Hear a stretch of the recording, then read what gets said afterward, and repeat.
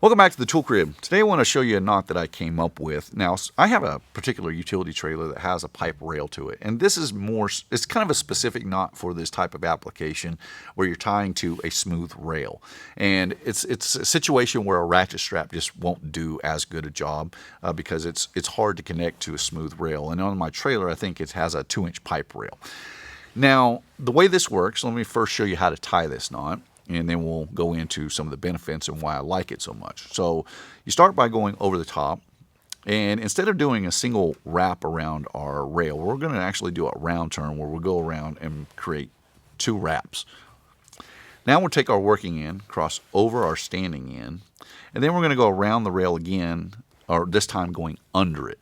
So we'll do an underhand wrap, and then we'll take the outer wrap here of our round turn. We're just going to lift that up. We're going to tuck our working end through there, and then we're going to take our working end and standing end and just work them together to lock the knot in place. Now this knot is part of the cinch knot family, or the cinch hitch families, where every time that you put pressure on the standing end, it puts more and more pressure on the working end. It locks it in place. So the harder you pull on it, the harder the knot locks into place. This one, because the round turn comes around here, it's putting pressure here, but because the crossing turn is here, it's also pulling up on this one. So it's actually putting pressure this way and this way at the same time. So the harder you pull, the tighter it locks down onto your working end and thereby keeps it in place. Now the benefits to this knot, or why, the attributes to it. First of all, it keeps the working end on the inside of the trailer. That's something that I like. It's not necessarily anything that's going to be detrimental in other types of knots, because there's a lot of very good knots that work well on rails. But that's one feature that I like about it.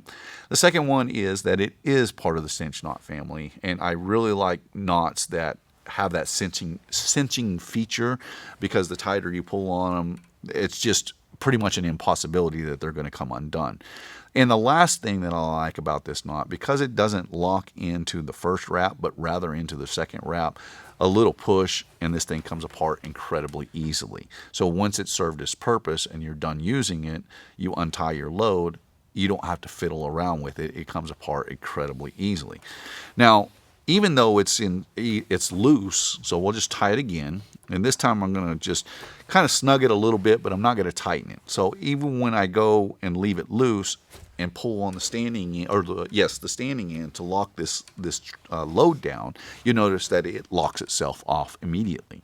It's another feature that I like about it. Now I have a second version of this knot, which I call the double rail hitch. And it's much the same way, except we're going to do a third wrap. So we'll do our round turn, then we'll add a wrap to it. And then we'll just give ourselves a little bit of room here, cross over, go under.